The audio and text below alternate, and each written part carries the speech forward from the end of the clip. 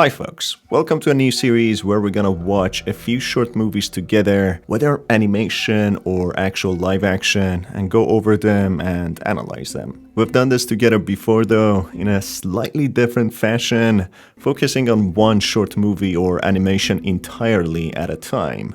So it won't be our first rodeo. Hope you guys are ready for some deeply emotional and horrifying movies with moral messages entailed within them. So get ready, relax, and let's go over the first movie.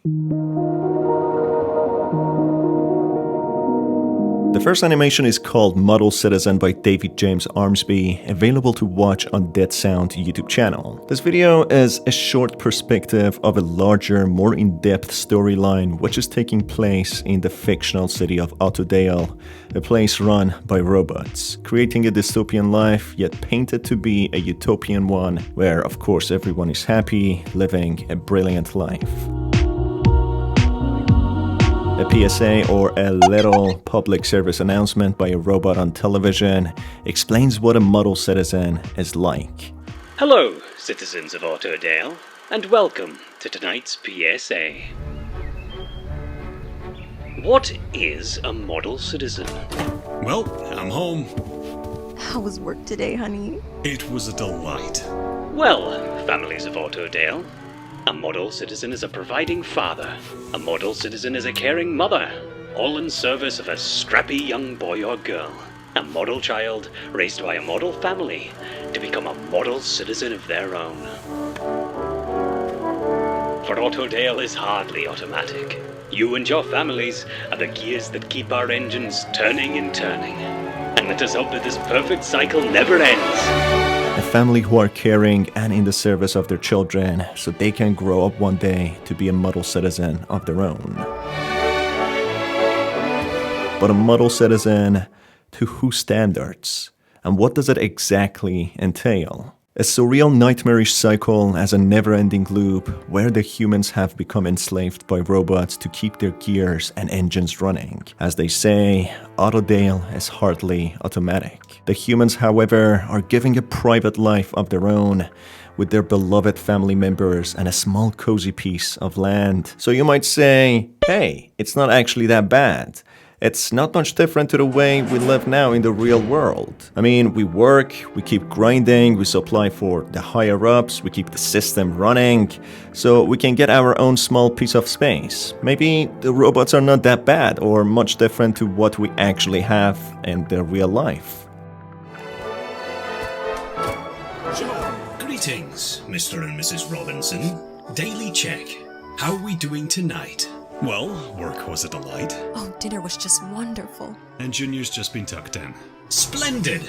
Taking after his father, I'd hope. That's when suddenly a robot called Zhou barges into the house uninvited, while the happy model citizens' family of Robinsons are dancing. Just a quick daily check to make sure everything is progressing as intended, in perfect harmony, as unhappiness and hiccups in the system are not welcome. They're given happy smiley masks after all, not unhappy sad masks. Seems everything's in order. Oh, leaving so soon. Wouldn't care to join my lovely lady for a dance, would you, Joe? One day, Mrs. Robinson, not today. Aww. You disappointed the lady, Joe. Deepest apologies, Robinson family, but duty calls. It would seem the cycle never ends. Robinson's family keeps on enjoying their uneventful, happy little life together, cherishing every single moment of it, even getting along with their oppressor and invigilator, growing a friendship with him.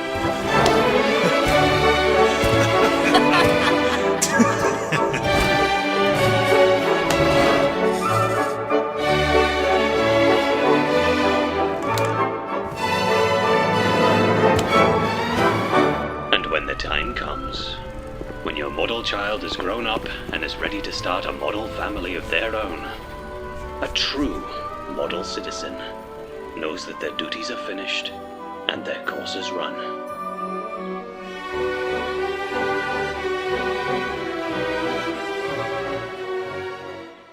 That's until Junior eventually grows older and gets a mask of his own and bids farewell to his parents, leaving with a partner so he can be a model citizen of his own with his small, monitored family. Robinson's parents are then faced with the end of their happy cycle, which they loved so much, approaching the ditch in long queues of ugly labeled old people, as after all, they are not considered to be model citizens anymore.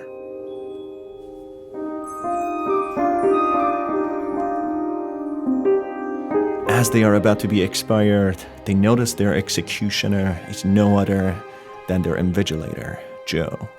Zhou praises them for being true model citizens, as they were assigned to raise a model citizen of a child themselves, as that is the true definition of being ideal to the higher-up standards. Keeping a cycle of obeying and procreating someone just like oneself to keep the perfect cycle in a never-ending loop to keep the engines running. A family is classified as model citizens as long as they are useful. Otherwise, they reach their expiry and are to be disposed of. I think it's time. I was kind of hoping that the cycle would never end.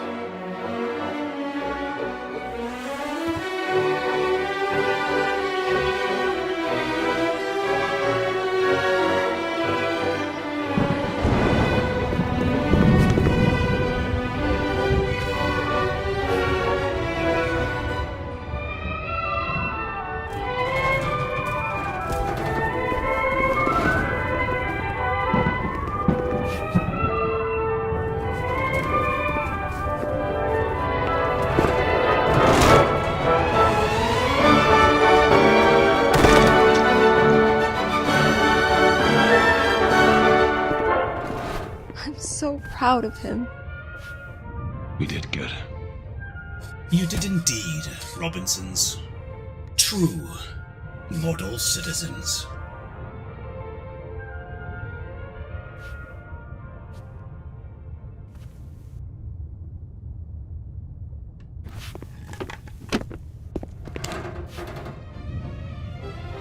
Thank you, Zhou.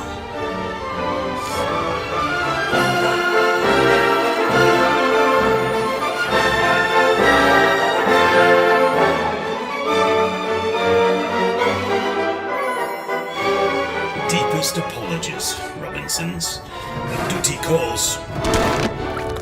I'm afraid auto-rail is hardly automatic. And your families Are what keep our engines turning and turning. Let us hope that this perfect cycle never ends.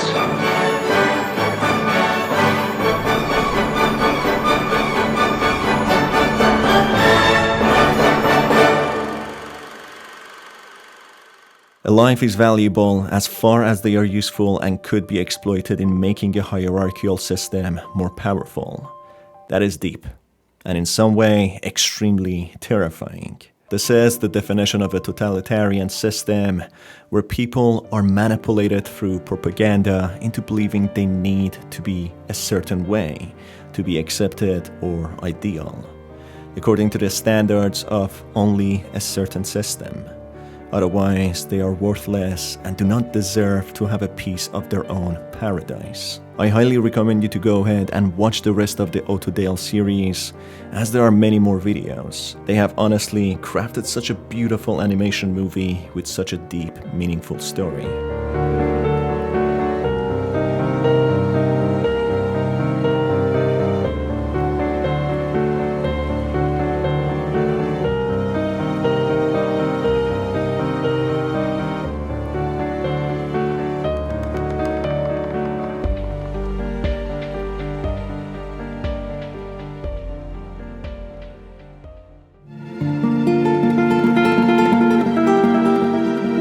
For the second animation, we have Bounty by Shirley Zhou, a video which you can watch on the YouTube channel Armsby. You can go ahead and follow Shirley on Twitter, which I will link down below, and of course her YouTube channel, as honestly, she's a very underrated artist. I really hope she will upload more of her work on YouTube, as I can't get enough of how beautiful they are.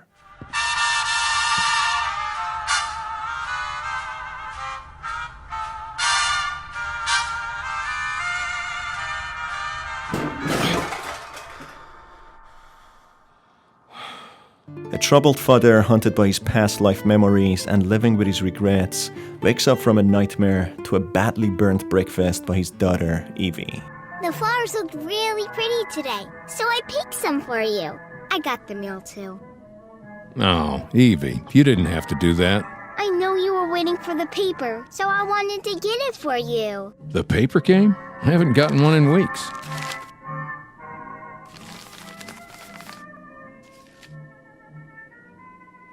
Did you open this, Evie? No. Evie. I didn't. There wasn't even anything cool inside. Just an ugly man for sale.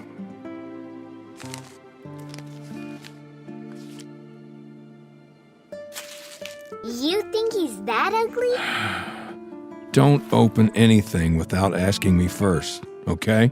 Even if it's from your uncle. Oh, okay. Sorry, Papa. Evie, being nosy, opens one of the letters sent to Joseph, where there's a bounty on a man revealing that Zhou in fact was a bounty hunter before. Zhou crumples up the letter, sternly telling of Evie for opening it. Thankfully, Evie doesn't seem to understand the context of the letter very much. A chapter of his life Zhou has clearly put behind himself. After Evie's relentless inquisition, it's revealed in a toned-down manner, in an order for Evie not to understand the full image. Uncle Benji, seemingly being Zhou's agent, persistently sends him these bounty announcements, despite Zhou repeatedly telling him that he's retired. Who knows why Uncle Benji does anything? He sends you those kinds of pictures a lot, though. While mentoring Evie on how to make breakfast, he remembers that one fateful night which made him retire from his gritty profession.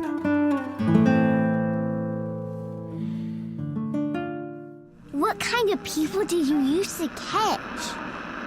Just regular bad people who do bad things.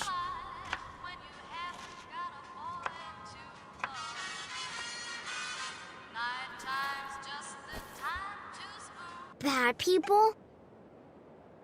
You mean like... Open up! You haven't been flossing lately, have you? The dentist is not a bad guy just because he always finds your cavities, Evie. Welcome to the farmer's market. Nasty veggies for low prices.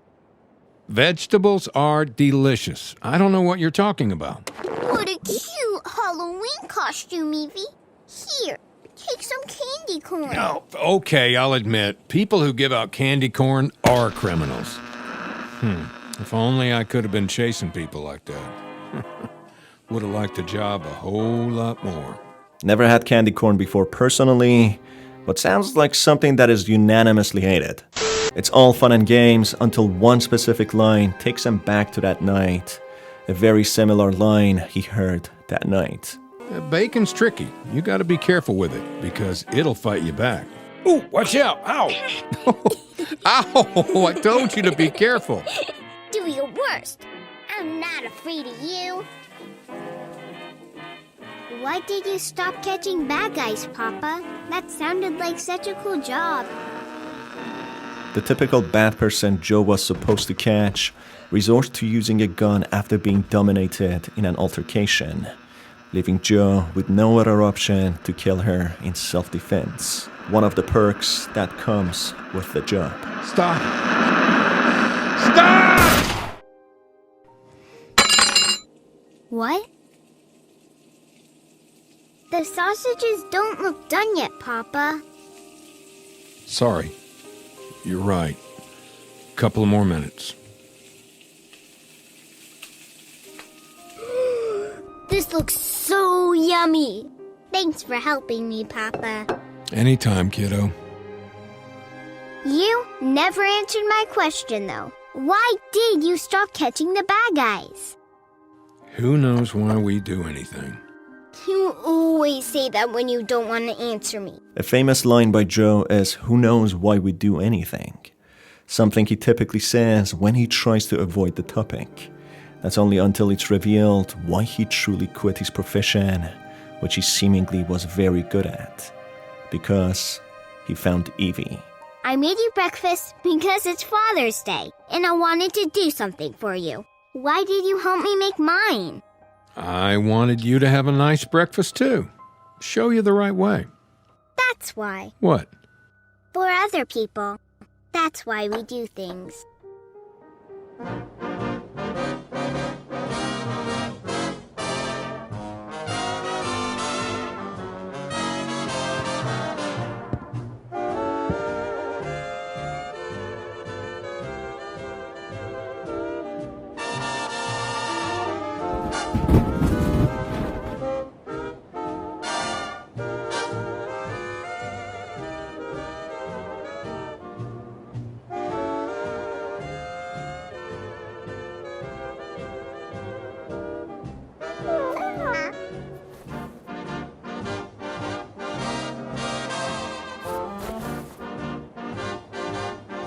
That's why we do things.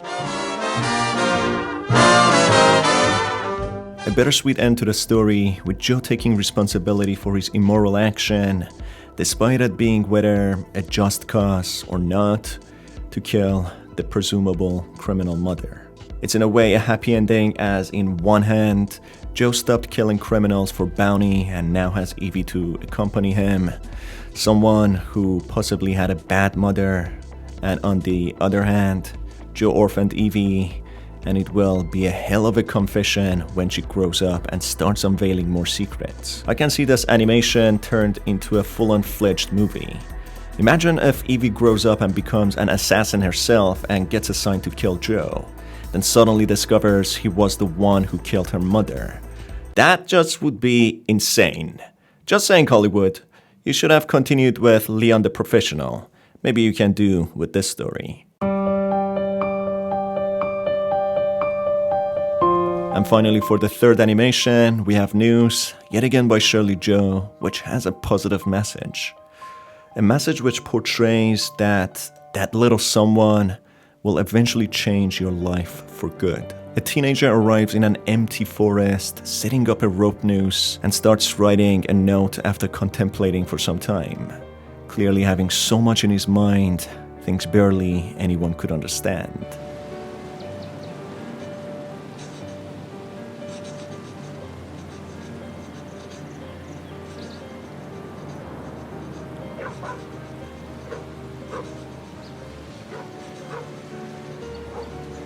That's when he's interrupted by bark sounds coming from not so far. Not fazed by anything anymore, it takes him some time before he gets up to check on the source of the sound.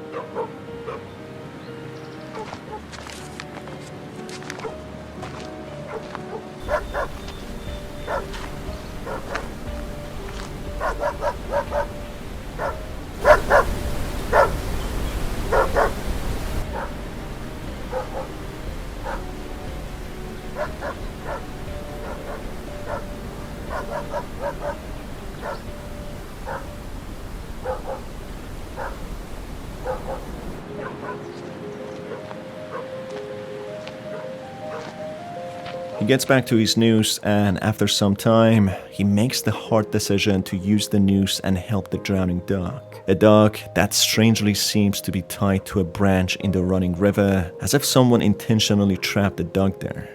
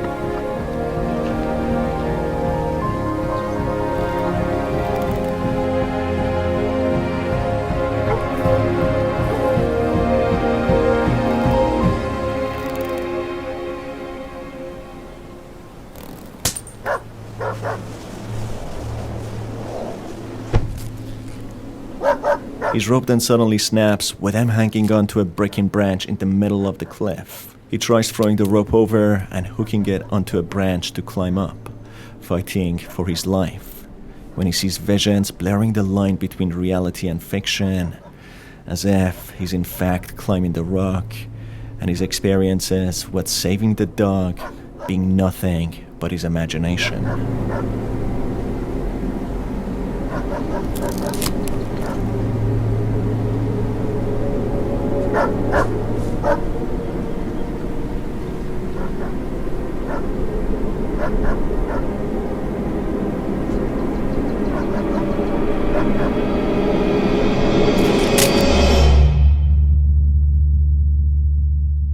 When suddenly, he's hanging motionless, revealing that in fact, his short-lived experience with the dog was possibly nothing but his imagination.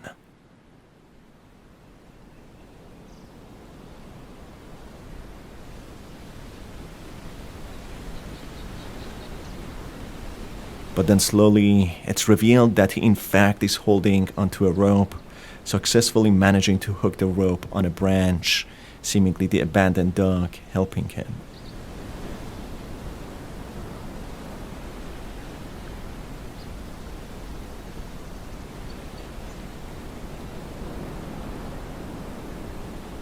The boy in shock observes how valuable his life could be, at least to the perspective of that abandoned dog, which gives him the will to climb up, having that little someone in his life to give him hope, getting up every day, and the will to push forward harder, grinding in this brutal life. As he climbs, the letter falls out of his pocket, portraying how he changed his decision, willing to live a life for the dog, someone he cares about, and someone who sees him as everything in his world.